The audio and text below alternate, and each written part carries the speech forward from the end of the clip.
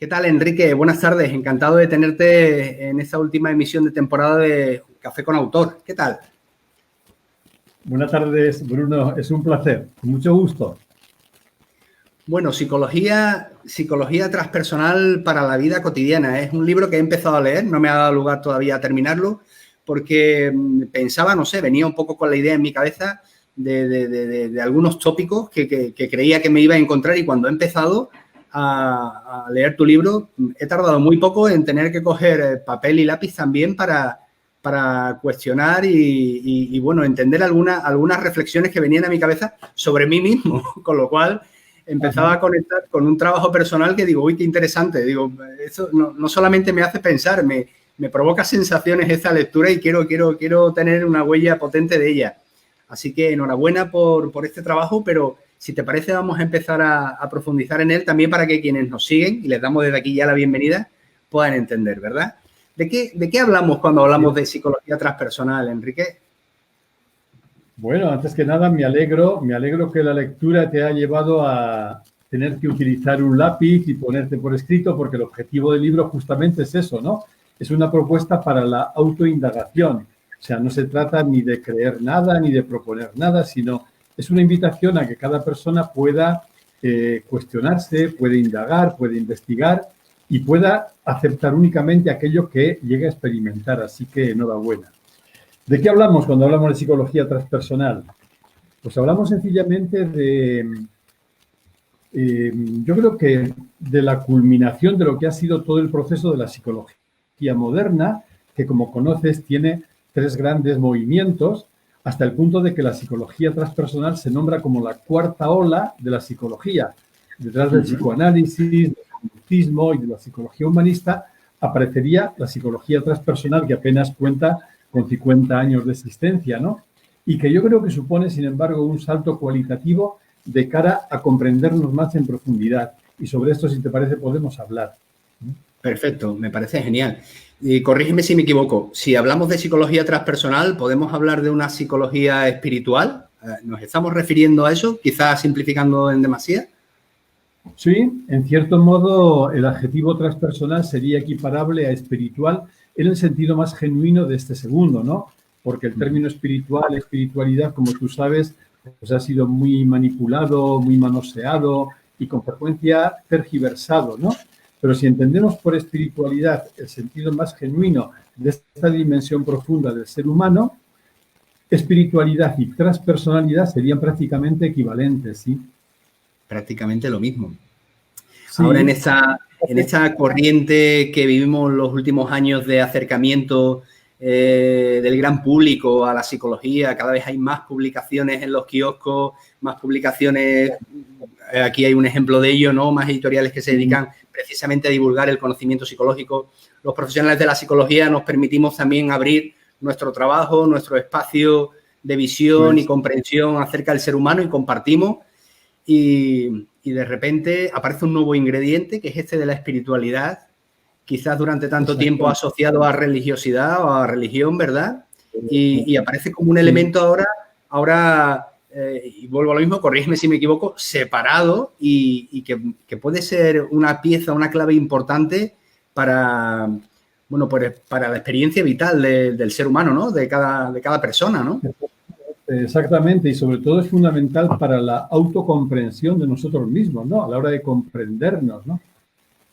Como tú has dicho bien, con frecuencia la espiritualidad ha estado unida a la religiosidad, cuando en realidad no tiene por qué, porque las religiones son como mapas para entendernos, ¿no? Que apuntan hacia algo, pero la espiritualidad está más allá de esos mapas y se refiere directamente a nuestra identidad, a aquello que somos. Yo creo que uno de los que mejor supieron ver la transición de la psicología humanista a la transpersonal fue Abraham Maslow. Y Abraham Maslow lo define con una frase contundente y me parece profundamente sabia. Maslow dice: todo proceso de autorrealización que no se bloquea o que no se aborta culmina en un proceso de autotrascendencia. Quiero decir, la autorrealización sería como la palabra clave de la psicología humanista. El objetivo es que la persona se autorrealice, ¿no? Pues bien, la palabra clave de la psicología transpersonal sería autotrascendencia. ¿Qué significa? Comprender que lo que somos en profundidad trasciende aquello que pensamos que somos, ¿no? Somos infinitamente más que nuestro yo. Y por ahí iría la novedad de la psicología transpersonal, sí. Bueno, permíteme también que actúe de esta posición porque una parte de mí se muestra y se siente ignorante, ¿no? Durante tanto tiempo he recorrido un camino personal y conmigo, pues, bueno, los que me acompañan, ¿no? Y creíamos que el sentimiento de realización estaría en la consecución de logros, pues, profesionales, en la adquisición de propiedades que nos hicieran más cómoda la vida y de repente, escuchándote, dices tú, bueno, pues resulta que esto lo encontramos y lo sentimos cuando miramos hacia adentro y nos descubrimos, ¿no? No está ahí fuera, no tiene que ver tanto con lo que haces, sino con lo que llegas a entender de ti. ¿Es así? ¿Es así? Exacto, exacto. Me evoca dos cosas lo que dices, ¿no? En primer lugar, que la psicología transpersonal asume, valora e integra las aportaciones de las corrientes anteriores, ¿no? Entonces, no es que haga un borrón y cuenta nueva o que las ignore, sino todo lo contrario. Estamos valorando lo que la psicología clásica en las diferentes vertientes nos ha aportado. Lo valoramos y lo integramos, ¿no? Esto es claro. Pero por otro lado es verdad que en todo este camino psicológico de lo que se trata es de ahondar en la comprensión de lo que somos, porque yo creo, estoy convencido, de que ahí se ventila todo. La comprensión es como tener luz acerca de lo que somos. Cuando no tenemos luz, nos movemos a oscuras y eso genera mucha confusión y mucho sufrimiento. Cuando podemos crecer en comprensión, es como que aparece la luz y con la luz aparece también toda una secuela de beneficios para la persona y sus relaciones, ¿no? Pero todo se ventila.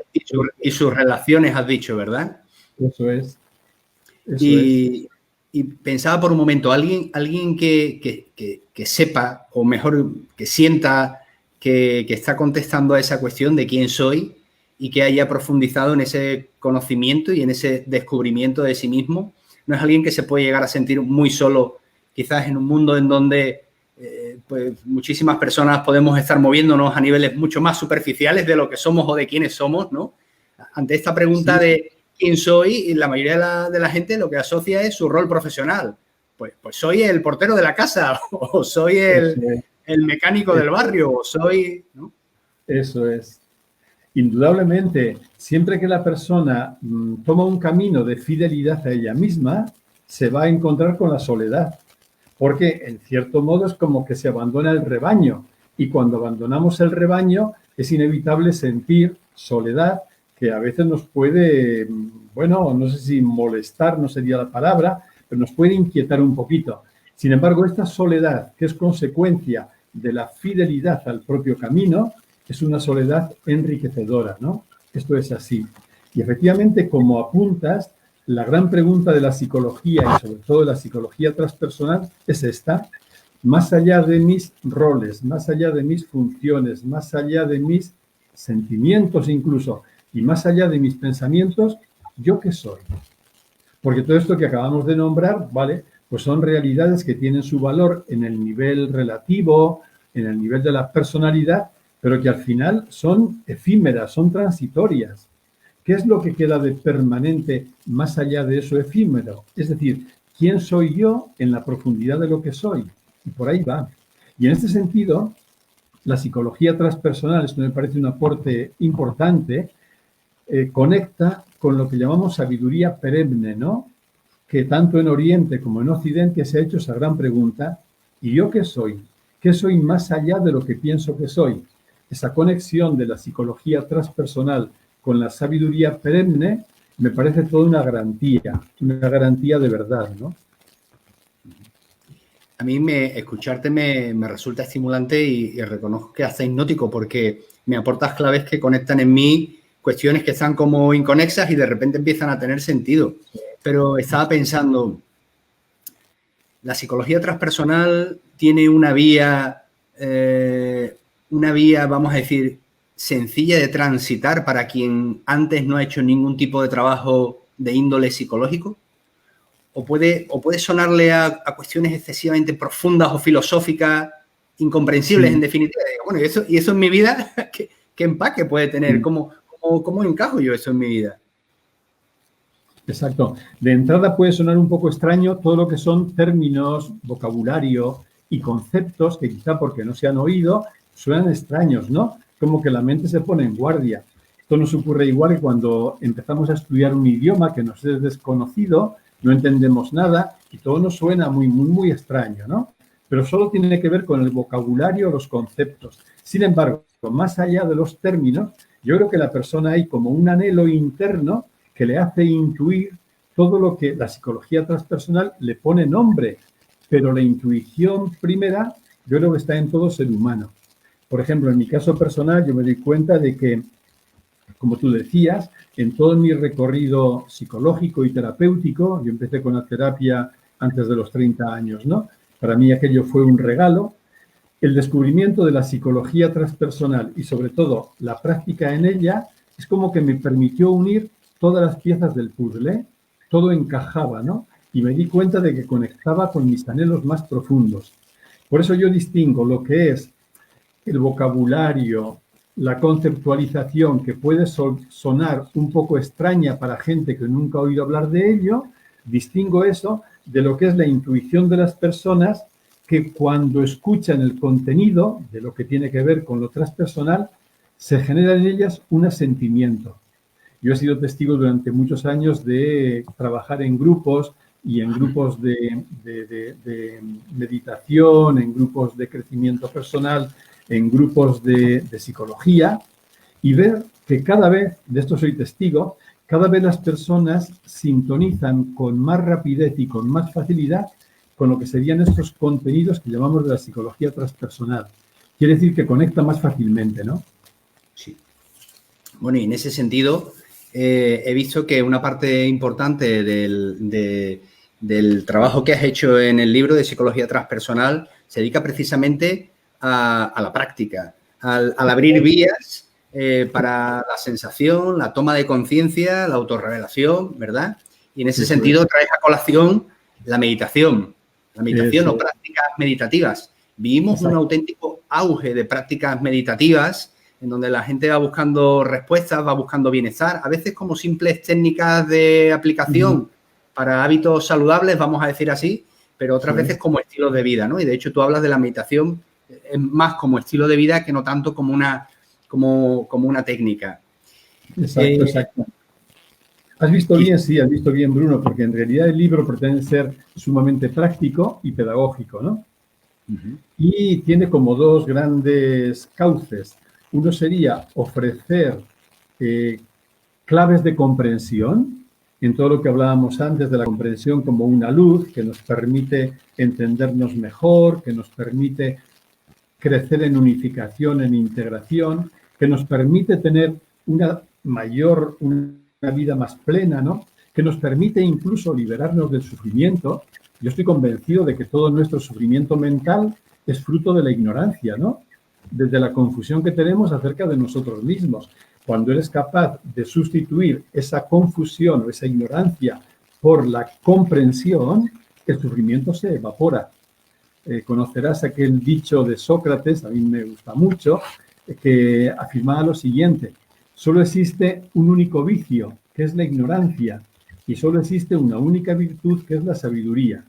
La sabiduría, como sinónimo de comprensión, es la que nos libera del sufrimiento inútil en el que nos tiene encerrados la ignorancia. O sea que hay una parte del libro que quiere ser, como digo, sumamente práctico, va orientado en esta dirección de ofrecer claves de comprensión. Cómo ir saliendo de la nebulosa de la ignorancia a una luz que nace de la comprensión de lo que somos. Y la otra vertiente a la que tú apuntabas, Bruno, es la vertiente de la práctica, ¿no? Y a mí me parece que esta es fundamental. ¿Por qué? Porque como no se trata de creencias, no se trata de que nadie asienta a lo que yo digo, sino que cada cual pueda indagar, investigar por sí mismo. Entonces es importante tener como unas herramientas, unas prácticas a partir de las cuales poder investigar o poder indagar o poder experimentar. Y en ese conjunto de prácticas yo creo están orientadas las prácticas como a un cuidado del ser humano en toda su totalidad. Y yo creo que ese cuidado de la persona en su totalidad requiere a su vez un triple cuidado que me gusta resumir en 3 palabras que a su vez dan lugar a 3 líneas de prácticas meditativas. Esas palabras serían acogerse, atender y estar o ser. Acogerse hace referencia a las prácticas psicoafectivas cuyo objetivo es crecer en amor incondicional hacia uno mismo. Esto es básico. Hasta que la persona no se ama bien, no garantiza su unificación, su integración, no garantiza para nada el sentirse a gusto en su propia piel. Entonces, la primera condición es fomentar o cuidar el amor incondicional hacia uno mismo. La segunda es atender, educar la atención. Porque mientras yo no educo la atención, sigo siendo esclavo de los movimientos mentales y emocionales que se dan en mí. Sigo siendo esclavo de mi mente no observada que funciona por su cuenta. Cuando educo la atención, lo que consigo con la atención educada es una fuente de libertad. Soy libre frente a mi mente a la que puedo observar a distancia, ¿no? Y finalmente, el tercer cuidado, que yo resumo en la palabra estar, tiene que ver con el saboreo del silencio que nos pone en contacto con nuestra verdadera identidad.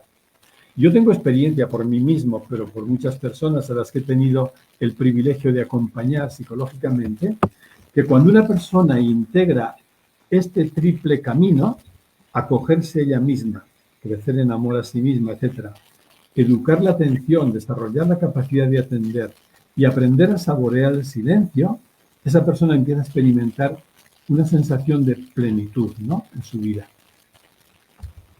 No, qué bueno. Acabas de dibujar una fórmula maravillosa ahí y además me ha parecido tan importante que poner en la base de todo el amor incondicional a uno mismo, ¿no? Recuerdo en una ocasión, en una reunión de padres y madres en los primeros años de uno de mis peques en el colegio, ¿no? Y uno de los padres pues hacía un comentario a su hijo porque estaba un poquito así como inquieto y tal, referente precisamente a su conducta, ¿no? Decía algo así como, para allá, no sé qué, tal, que si no papá se enfada y luego ya no te quiere, ¿no? Y yo lo escuchaba y yo decía, digo, vaya la que la ha soltado. Exacto. Y de alguna manera condicionaba la conducta del niño o una buena conducta al amor que pudiera recibir de su padre o no. Digo, bueno, eso sí es, seguramente esto no es una perla aquí que ha soltado sin más. Seguramente esto es un estilo comunicativo y relacional que el padre tiene, ¿no? Y decía, esos mensajes que recibe ese niño o que recibimos otros, ¿no?, en cuanto a lo que somos, lo que podemos llegar a ser o qué podemos recibir si no somos de una manera o de otra, crean, entiendo, en nosotros pues no sé, como un pellejo, como una vestimenta que luego es difícil también poder zafarse de ello, ¿no? Y llegar a descubrirse como tú estás diciendo, ¿no? Es más, me parece que es hasta doloroso, ¿no?, hacerlo, ¿no? Cierto. Tú sabes tan bien como yo todo lo que nos ha marcado las experiencias afectivas que hemos vivido en la infancia, ¿no? El modo como nos han visto, cómo nos hemos sentido queridos o no queridos, etcétera. Sin embargo, afortunadamente, siempre, estemos donde estemos, siempre tenemos posibilidad de despertar, de reconectar o de favorecer el amor hacia nosotros mismos. Y eso es profundamente liberador. 2 cositas te quiero compartir. La primera, a mí me parece que en el plano psicológico, luego en lo transpersonal sería otra cosa, pero en el plano psicológico, el mayor poder que tenemos es el del amor a nosotros mismos. Y de esto depende un montón de cosas, ¿no? Desde nuestro estado de ánimo hasta nuestro modo de relacionarnos con los demás. Porque, por ejemplo, si yo no me amo a mí mismo bien, pasaré la vida mendigando el amor fuera, porque no puedo vivir sin amor. Si yo no sé dármelo, estaré viviendo como mendigo del amor y esto resulta patético, ¿no? Entonces, en el plano psicológico, el poder más importante que tenemos los humanos es el poder de amarnos tal como estamos, el amor incondicional. Y la segunda cosa que te quería comentar es una anécdota para mí muy entrañable. Hace unos meses, antes del confinamiento, estábamos en un grupo de meditación bastante numeroso Y había una señora muy mayor que se acercó desde una residencia de ancianos donde vive a participar también del encuentro de 3 horas que teníamos aquella tarde. Y cuando estaba en el grupo, otra persona del grupo le preguntó, dice, ¿Usted no es feliz? No sé si le vio la cara sonriente que tenía, no sé qué defecto en ella. Dice, ¿usted es feliz? Y esta mujer anciana le contestó, yo estoy bien siempre porque siempre estoy conmigo. Ese es el amor a uno mismo, ¿no? El favorecer un sentimiento de cercanía conmigo y decir, estoy bien conmigo. Y eso no significa que todo lo hago bien, no significa que no me equivoque, no significa que no tenga reacciones fuera de tono, no significa nada de eso. Significa que con todo eso mantengo un sentimiento de cercanía amorosa hacia mí. Y esto es básico. Cultivar ese amor a uno mismo me parece que es fundamental. Esencial, efectivamente, estoy de acuerdo contigo. Esa aceptación incondicional, ¿verdad? Porque cuando a lo mejor estableces este tipo de diálogos con las personas, pues todas tendemos a llevarlo al plano mental, ¿no? Y uno dice, sí, yo entiendo que me tengo que querer y yo me quiero, pero y a renglón seguido aparece el discurso mental, pues bueno, pues con toda su carga, pero pues, con la vida que no sé qué, o con lo que no sé cuánto, con lo que he hecho, y empieza el juicio mental. Por eso entiendo ahora mejor cuando hablas de la importancia de la meditación, de la gestión de esa atención para poder alejarnos de todo ese tipo de significados, de etiquetas, de ideas, ¿verdad? Que condicionan mucho, bueno, pues cómo nos sentimos, ¿no? Cómo nos vemos. Es que eso es fundamental. Es fundamental porque un sabio del siglo XIX, Gurdjieff, decía, la moneda que tengo para comprar mi libertad interior es la atención. Es fundamental, porque mientras yo no desarrollo la atención, tomo mis pensamientos como si fueran reales. Les doy una credibilidad total, hasta el punto de que entonces mis pensamientos, es decir, todo lo que llamamos el movimiento mental, termina manejándome porque inconscientemente yo le he dado mi asentimiento previo, ¿no? Por el contrario, cuando yo desarrollo la atención, ¿de qué me doy cuenta? Me doy cuenta de que los pensamientos no son hechos. Los pensamientos son solo propuestas que mi cerebro me lanza. Y ante esas propuestas yo tengo el poder de decir que sí o decir que no. Pero para poder decir que sí o no a los pensamientos, es decir, para tomar distancia de ellos y no ser una marioneta en sus manos, yo necesito estar situado en otro lugar, que es el lugar de la atención. En mi historia personal, si me remonto a cuando tenía 40 y pocos años, marcó un hito decisivo esta experiencia que viví realmente como un regalo, ¿no? El hecho, que también forma parte del núcleo de la psicología transpersonal, y por eso quiero traerlo aquí, ¿no? El descubrir que en mí había 2 lugares. Yo hasta ese momento, los 40, 30 y muchos 40 años, creía que en mí solo había un lugar, que era el lugar de la mente pensante, ¿no? El pensar, el razonar, el elucubrar, el analizar, etcétera. Y de pronto, fruto de una serie de trabajo previo, se me regaló ver que en mí, además del lugar del pensador, había otro lugar, que era el lugar del observador. Esto que en psicología transpersonal se llama el testigo, ¿no? Está el yo pensador y está el testigo que observa la mente. La experiencia en la propia persona de estos 2 lugares marca un antes y un después, algo definitivo. Tú comentabas antes, Bruno, si esto de la psicología transpersonal podía estar al alcance de cualquier persona, aunque no hubiera oído nada de esto. Efectivamente, cualquier persona puede caer en la cuenta de que en ella hay 2 lugares todo el rato. A lo mejor necesitamos un entrenamiento porque la inercia ha sido muy fuerte para reducirnos al lugar del pensamiento. Pero a poquito que practiquemos, digo, es verdad, en mí hay una mente que piensa y que en cierto modo va a su bola, va por su cuenta, pero en mí hay también una capacidad de observar la mente. O sea, yo puedo situarme fuera de la mente. Fuera de la mente es transmental, y esto es una de las características de lo que llamamos psicología transpersonal. El descubrimiento experiencial de este otro lugar más allá de la mente es una fuente de liberación increíble. Y una fuente de liberación del sufrimiento sobre todo, ¿eh? Sí, sobre todo. Me interesa mucho esa parte, porque Son muchas personas que en un momento determinado de su vida, quizás desde el silencio de circunstancias que viven y les provocan dolor, y desde ese silencio, en la búsqueda de respuestas, en sus casas, en esas noches de insomnio o en esos espacios vacíos que buscan para aclarar un poco, de repente toman conciencia de que no son quienes quieren ser o no se sienten a gusto siendo quienes son ni teniendo la vida que tienen, ¿no? Eso es. Y entran en esos procesos de crisis, de ruptura, y bueno, muchas de ellas pues acuden quizás en busca de ayuda, acompañamiento, de respuestas a profesionales, pero pareciera que si uno no patinase, no tuviera una crisis potente en su vida, sería difícil entender también de la necesidad a lo mejor de desarrollar estas dimensiones. No sé si estás de acuerdo conmigo o no, pero me encantaría. Totalmente. Yo creo, no sé si estarás de acuerdo tú, Bruno, pero yo creo que si tú y yo estamos hablando aquí es porque ambos hemos pasado crisis, ¿no? Vaya. Ambos hemos sufrido. Quiero decir con esto que el ser humano tiene dentro, yo creo que todo ser humano tenemos como un pequeño burgués, ¿no?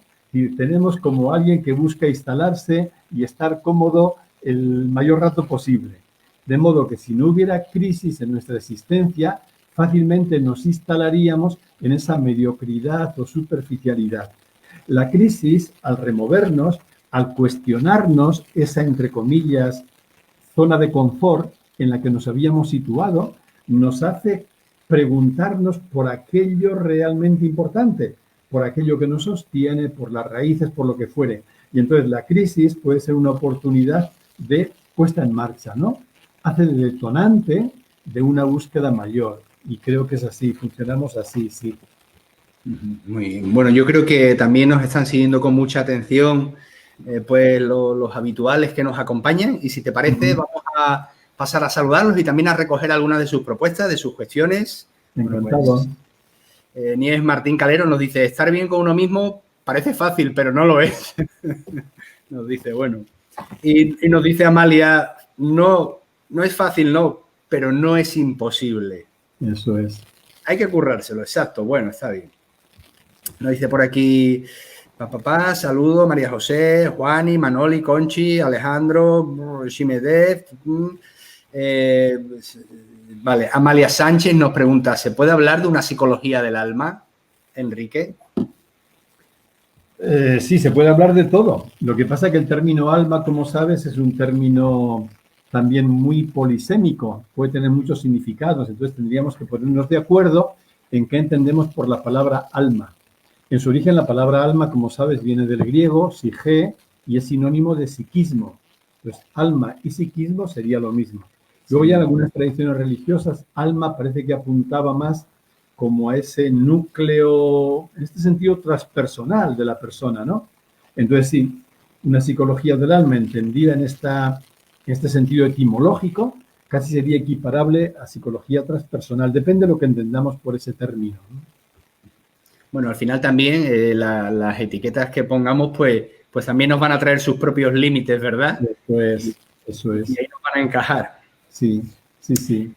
Das mucha importancia y además está en un comienzo de la lectura y sobre ella desarrolla temas extensos sobre las experiencias de sufrimiento en edades tempranas, ¿no? Y cómo pueden llevar a la persona a desarrollar en un extremo una hipersensibilidad o, por el contrario, como una especie de frialdad o anestesia emocional, ¿no?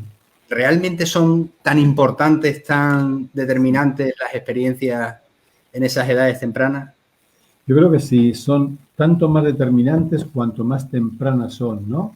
Y estamos hablando incluso de algo tan temprano como puede ser una experiencia intrauterina, antes del nacimiento, ¿no? Desde que el feto, a partir más o menos del tercer mes, se va desarrollando en él el sistema nervioso y es capaz también de percibir sensaciones o sentimientos, aunque sean de la propia madre, pero que el feto va a asumir como propios, ¿no? Y entonces de pronto nace un bebé con un nivel de ansiedad alto y uno dice, ¿y este qué le ha ocurrido si ha estado aquí? Pues sencillamente que ha absorbido la ansiedad que la madre ha podido padecer, etcétera, ¿no? Hasta no hace demasiados años había psiquiatras que decían que lo que un bebé vivía hasta los 3 añitos de vida era algo decisivo y que nos marcaba para siempre y no fácil de revertir. Ellos creían, estamos hablando de hace apenas 10 años o 15 años, poco más, ¿no? Ellos creían que todo lo que llamamos el sistema neuronal de la persona se terminaba de armar prácticamente a los 3 añitos de edad. Entonces, como el sistema neuronal, todo el cableado neuronal es el que explica nuestros comportamientos, sentimientos, reacciones, etcétera, creían que al armarse a los 3 añitos, eso era decisivo.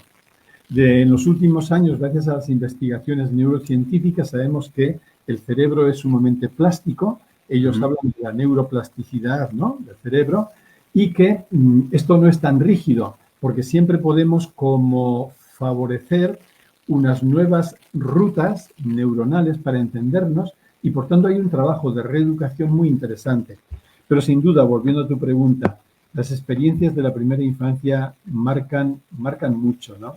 Por ejemplo, cuando alguien, comentabas ahora en el chat, está diciendo no es fácil estar a gusto con uno mismo, no es fácil amarse. Si tú te preguntas, ¿y por qué no me resulta fácil amarme a mí ahora ya como una persona adulta? Pues la respuesta es sencilla, porque hay en mí programas en gran medida inconscientes desde mi primera infancia que me están diciendo que yo no soy digno de ser amado. ¿Y por qué están esos programas ahí?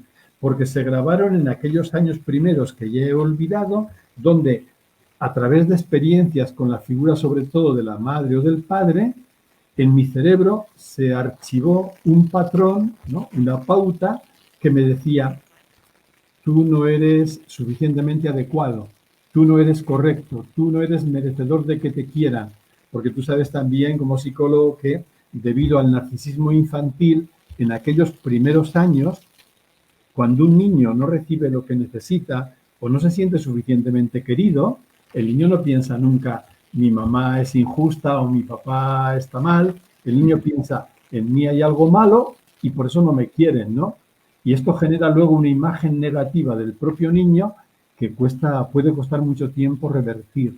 Y esta es la dificultad que experimentamos para amarnos, claro. Efectivamente, incluso, si me permites, para ya en la edad adulta, por ejemplo, al establecer relaciones amorosas con otra persona, ya sea en la amistad o ya sea en la pareja, la dificultad incluso para dejarnos amar por lo que otras personas puedan aportarnos, ¿no? Exacto. En las relaciones, y cuanto más íntimas las relaciones se nota más, en las relaciones íntimas tendemos a reproducir lo que fueron nuestras experiencias infantiles, porque la relación con mamá o con papá fue nuestra primera relación íntima. Entonces allí se crearon patrones que vamos a repetir a lo largo de nuestra historia hasta que no los podamos revertir. Esto es sí. O sea, y entonces experimentamos pues miedos, necesidades insaciables, mecanismos automáticos de defensa, de encierro, de autoprotección, en fin, toda la panoplia de mecanismos defensivos que tienen que ver con aquellas experiencias primeras, indudablemente. Entonces, si te estoy entendiendo bien, diríamos que la pieza fundamental en torno a la que gira la psicología transpersonal es el amor, ¿verdad? Sí. En un momento, esto coincide con toda la psicología clásica y fundamentalmente con la psicología humanista, ¿no? El amor como fuente de autorrealización. Y aquí estamos hablando, en la psicología clásica me refiero, del amor como una potencia afectiva de primer orden, ¿sí? La psicología transpersonal, como decía antes, asume todo esto, lo valora, lo integra, pero da un pasito más y entonces empieza a entender el amor no ya solo como la dimensión afectiva de la persona, sino el amor como una certeza de no separación. O sea, es como una comprensión que nos lleva un poquito más allá de las apariencias y que nos muestra que no estamos separados de nada y de nadie. Y que el amor, más que ser un sentimiento o una emoción, aunque luego lo puedan acompañar sentimiento o emoción, el amor sobre todo es una certeza de no separación con los demás, ¿no? Y cuando una persona puede crecer en la comprensión de esta certeza, el amor le brota. Seguirá teniendo sus simpatías y antipatías y todo lo que depende de nuestro psiquismo, ¿no? Pero hay como un anclaje profundo basado en la comprensión, ¿no? Oye, pero esto que... Está diciendo, perdona, Bruno. Sí, no, por favor, termina, Enrique, por favor. No, sí, te iba a decir que la psicología transpersonal me invita a experimentar que entre tú y yo, entre otra persona y yo, hay diferencias, pero no separación. Que dicho en una frase contundente, que con frecuencia me brota, sería decir esto, ¿no? No somos iguales, pero somos lo mismo. Y creo que esto toca un núcleo vertebral de la psicología transpersonal. No somos iguales, pero somos lo mismo. Oye, resulta muy poderoso porque cuando uno incorpora, siente, entiende también quién es desde esta perspectiva, entiendo que ya no tiene que trabajarse la tolerancia, ¿no? Porque la tolerancia viene ya de la mano, ¿no? El poder aceptar y asimilar la diferencia, ¿no? Y sentir que estamos conectados también, ¿no? Cierto. Viene de la mano, sin embargo, Bruno, esto no implica que no se requiera un trabajo psicológico. Esto es una paradoja muy curiosa, a mí durante mucho tiempo me llamó la atención. La paradoja de ver que en el ser humano tenemos como dos planos, ¿no? O dos dimensiones. El plano psicológico o psicosomático, somos un cuerpo, una mente, un psiquismo. El plano psicosomático, que sería, por poner un rótulo, el plano de la personalidad, y el plano profundo, o si quieres la palabra espiritual en el sentido genuino, que sería el plano de nuestra identidad. Entonces, a nivel profundo, está claro, cuando hay comprensión de lo que somos, hay tolerancia, está todo resuelto. Pero esto no niega, en esta paradoja que somos, que en el plano psicológico tengamos mucho trabajo que hacer. Porque si yo tengo en el plano psicológico determinados miedos no resueltos, determinadas necesidades no elaboradas, tendré que... O, por ejemplo, el fenómeno de la sombra. Si yo tengo una sombra todavía no reconocida o no aceptada, todo esto no me va a permitir vivir lo que soy en el plano profundo, porque esto me está consumiendo energía y me está tironeando. Entonces, yo creo que toda nuestra vida necesitamos cuidar ambos planos. El plano de lo que somos en profundidad, donde todo está bien, donde somos plenitud de amor, plenitud de presencia, y el plano de la personalidad o psicológico, donde hay una tarea que yo creo que es interminable. Y te digo más, yo creo que, porque esto también existe en ciertos círculos de la nueva era, cuando se insiste solo en el plano profundo espiritual y se descuida el plano del trabajo psicológico, esto es sumamente peligroso. ¿Por qué? Porque la persona tiende a evitar todo lo que es problemático en ella y está creando bombas de relojería, porque antes o después aquello puede explotar. Es el mecanismo que conocerás bien también de la evitación, ¿no? Yo evito todo aquello en mí que no me gusta para que no me cree problemas, con el pretexto, con la idea errónea de que con ser un ser espiritual ya me sobra, ¿no? Hay algunos psicólogos que esto lo han llamado con cierto humor y con acierto un bypass espiritual, ¿no? Tú te haces un bypass para evitar lo que psicológicamente te resulta problemático o te requiere un esfuerzo y buscas un atajo para refugiarte en lo espiritual. Esto es sumamente peligroso porque la realidad no nos deja engañarnos, no permite atajos. No hay atajos aquí, ¿verdad? No hay atajos. La verdad no perdona nada, la verdad te lleva hasta el final, ¿no? Sí, sí. Enrique, ¿cómo alguien que nos está escuchando, que tal vez no ha escuchado antes acerca de esas cuestiones, pero le está creando curiosidad, que quizás todavía no se ha hecho con tu libro, ¿cómo puede alguien empezar a acercarse a arañar esa superficie de ir introduciéndose en su propia psicología transpersonal? Pues como te decía antes, a mí me parece que por un lado está algo que no es difícil, que no es fácil de nombrar, es como aprender a escucharse a uno mismo, a una misma, en profundidad, ¿no?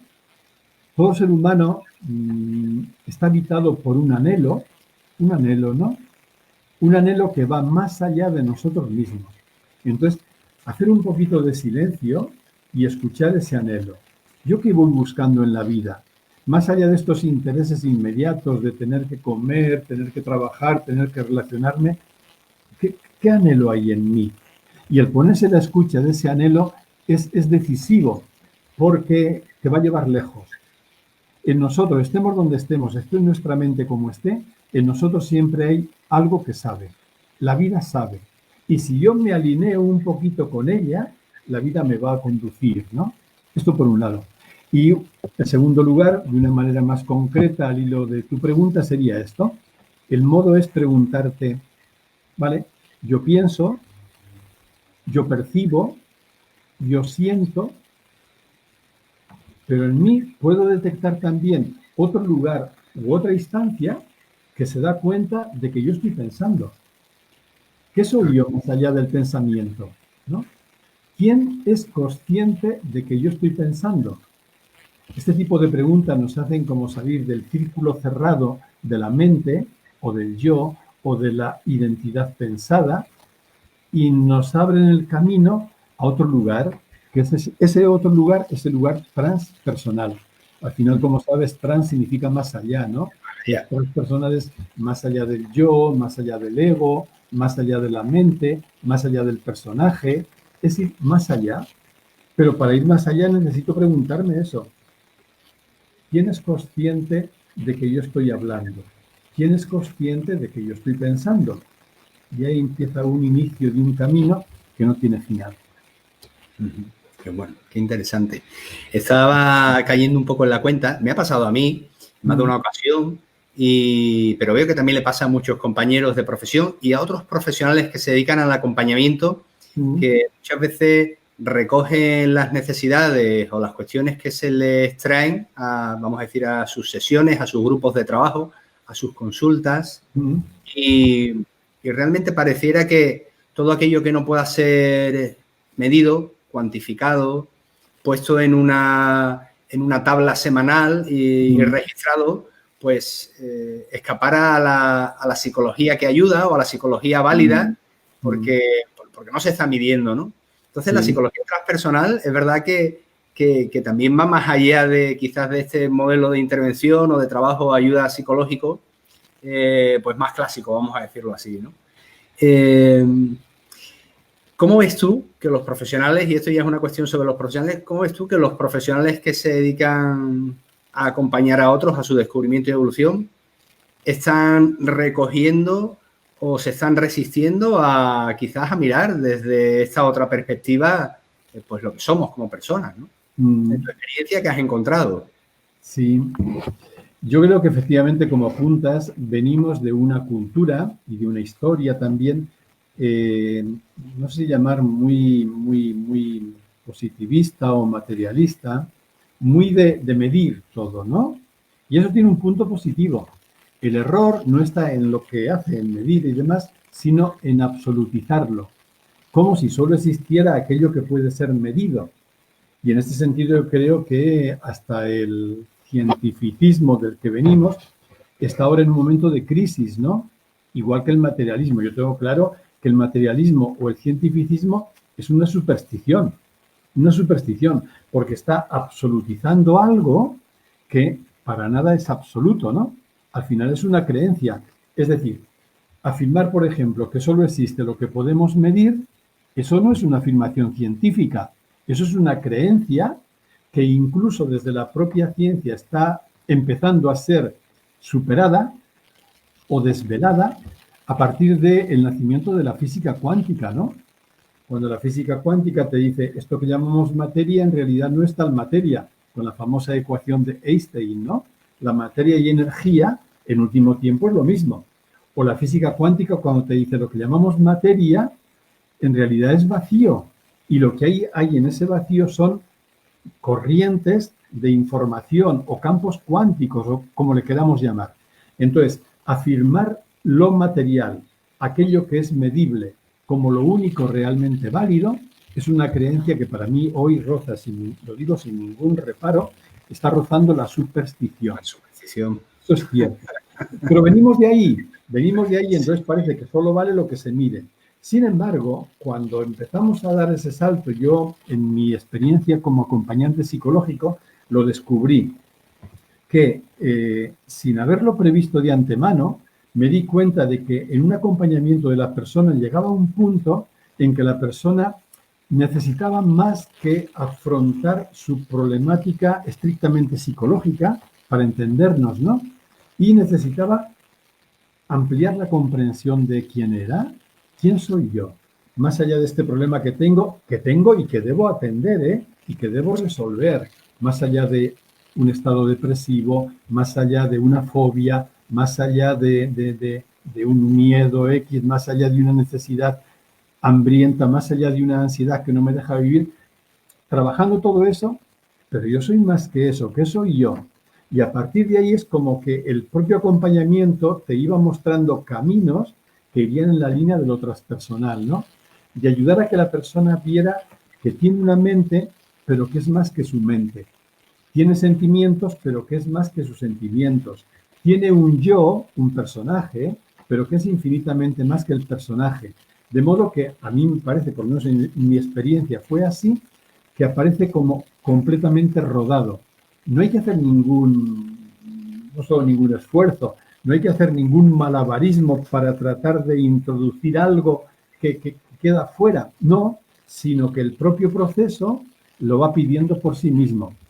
Y cada vez conozco más compañeros que trabajan en el mundo de la psicoterapia y que me comparten lo mismo, ¿no? Y es curioso cómo todo este trabajo de la dimensión transpersonal en psicoterapia se revela profundamente sanador para la persona. Yo creo que esto último que señalas también le da toda la legitimidad, profundamente sanador, ¿no? Porque a fin de cuentas quien va buscando respuestas lo que quiere es dejar el sufrimiento del no saber, del no entender, del no gestionar y si el efecto es ese, bienvenido sea. Bueno, sí. Estupendo. Pues ojalá también los profesionales, que me consta que algunos hay por ahí que nos están escuchando, pues también nos permitamos abrirnos, ¿no? Efectivamente, ¿no? A esa rigidez y absolutismo muchas veces de lo cuantificable, lo numérico, ¿no? Yo creo que afortunadamente estamos en un momento histórico en el que diera la impresión de que más o menos desde todos los ámbitos del saber se están abriendo, ¿no? Como cauces nuevos. O sea, se está superando aquella rigidez más o menos cientificista, o no sé cómo llamar, y esto es una buena noticia, sí, una buena noticia. Sí que lo es, ya lo creo. Pues mira, como nos estamos acercando, porque el tiempo pasa además muy rápido, aunque alguien diría el tiempo relativo, pero nos lo marca aquí el reloj que tengo yo. Mira, ¿qué te parece si recogemos algunas de las cuestiones que la gente que nos está acompañando hoy pues ha planteado, ¿no? Perfecto. Amalia Sánchez, bueno, hace una máxima, una reflexión: yo siento, yo percibo, yo pienso, yo soy, y va incorporando ahí distintas piezas de ese puzzle. Nos decía Amalia igualmente, en el silencio se esconden todas las palabras, en una época en la que estamos tan hiperestimulados por la información, por múltiples dispositivos, que muchas veces cuando descubrimos esos espacios de silencio ambiental que nos llevan también a un silencio personal, se presentan profundamente reveladores, ¿no? Y descubrimos el silencio. Es increíble. Pues muy bien por Amalia. Nos dice Remedio, somos lo mismo, sí, pero también debemos entender que somos únicos. Las diferencias son indiscutibles. La separación la decide cada uno. Oye, ¿qué nos comentas tú, Enrique, de esta reflexión que nos da Reme? Cierto, somos únicos, somos diferentes, y esto es una riqueza, ¿no? Pero la separación no la hace cada uno. La separación es algo que nos precede, porque somos lo mismo, somos no separados. Hay muchas metáforas, ¿no?, que apuntan a esto. Yo he recogido en un librito que se titula Metáforas de la no dualidad, publicado también por la editorial Desclée de Brouwer, hasta 70 metáforas que apuntan en esta dirección, ¿no? Una metáfora, por ejemplo: no hay dos olas en el océano que sean iguales, y sin embargo todas las olas son agua. Esta es la clave. O sea, claro que diferencias, como digo, es una riqueza que hace que cada uno, cada una seamos únicos, Pero unas diferencias no es sinónimo de separación, sino que unas diferencias que están naciendo de un fondo común que compartimos. Si me permites, en el lenguaje que venimos usando, las diferencias harían referencia a la personalidad. No hay dos personalidades iguales, cada una es única. Sin embargo, ese fondo común que compartimos llamaríamos identidad. Por eso que no somos iguales, pero somos lo mismo. Somos lo mismo. Y esto no es ninguna contradicción, tal como yo lo veo. Es una paradoja preciosa, preciosa, donde las diferencias se unifican en una unidad mayor, ¿no? Es como decir, somos células del mismo organismo. Es otra metáfora. Pero es lo mismo. Y esto lo dicen ahora incluso hasta los biólogos, ¿no? Estamos siendo células de un organismo común. Y mientras no lo entendamos, estaremos amenazados por COVID-19 o 24, todos los COVID que vengan, ¿no? Porque nos estamos situando como enemigos, o al revés, los vemos como enemigos de nosotros. Solo cuando vayamos creciendo en una consciencia de unidad con todo, nuestra visión cambiará. Escuchándote ahora en esto último que has comentado, me venía así de repente un flash que le escuché en un capítulo de redes a Punset, a este divulgador tan impresionante que hemos tenido. Sí. Y venía a decir algo así como, no recuerdo textualmente, pero venía a decir algo así como la primera manifestación de amor que ha habido fue la primera división celular. Exacto. Y no sé por qué te estaba escuchando y de repente he conectado las ideas y digo, está aquí esto, está aquí esto. Es que el amor es la fuerza más poderosa y además la fuerza primigenia de integración de todo. ¿Por qué existe un átomo? Porque el protón y el neutrón se quieren mucho y se unen. Así, ¿no? Pero esto es una fuerza de integración y de unificación, efectivamente. Por eso decía que el amor no es un sentimiento en principio o una emoción. El amor es esa fuerza y esa certeza de no separación, de que todos somos uno. Por ahí va. Por ahí va. Bueno, la verdad que esta conversación, a medida que avanza, lejos de volverse tediosa, se vuelve cada vez como más interesante y estimulante. Pero estamos llegando a ese momento de que toca también despedirse, Enrique. Enrique Martínez Lozano, autor de Psicología Transpersonal para Desclés de Brouwer, Psicología Transpersonal para la Vida Cotidiana. Nos encantaría los que estamos ahora aquí escuchándote, pues que nos dijeras qué vamos a encontrar en tu libro cuando estemos frente a él y qué nos puede aportar. Creo que nadie mejor que tú para bueno, pues mostrarnos eso mismo. Así que si eres tan amable. Sí, resumiendo un poquito lo que te decía antes, Bruno, yo diría solo dos cosas. Primero, yo creo que voy a aportar claves de comprensión. O sea, no doctrinas, no cosas para asumir acríticamente, no. Claves de comprensión para investigar y para indagar por uno mismo. Y claves de comprensión que tratan de responder a la única pregunta que realmente vale la pena, la pregunta ¿qué soy yo? ¿No? ¿Qué soy yo? Entonces, claves de comprensión que me permitan entenderme, que me permitan vivir una vida cada vez más unificada, más armoniosa, más integrada, que me permitan construir relaciones interpersonales más saludables, que me permitan vivir con más plenitud y que me permitan liberarme del sufrimiento inútil. Yo creo que todo esto que he nombrado, que no es poco, todo depende de la comprensión. Las personas no cambiamos porque tengamos sufrimiento. No cambiamos porque pongamos mucha voluntad o voluntarismo. No cambiamos porque hagamos muchos propósitos. No cambiamos porque nos asustemos por un coronavirus que se hace presente. Las personas solo cambiamos realmente cuando comprendemos. Cuando comprendemos experiencialmente, es decir, cuando vemos más claro. Y cuando una persona ve con más claridad, ahí se inicia un proceso de transformación en profundidad que abarca toda la persona, incluida la liberación, repito, del sufrimiento. Es curioso, perdón el paréntesis, que el sufrimiento nace siempre de una mente que va por su cuenta, una mente no observada. El sufrimiento al 100% nace de la mente, o sea que sufre uno por sí mismo, no tiene por qué echar la culpa afuera.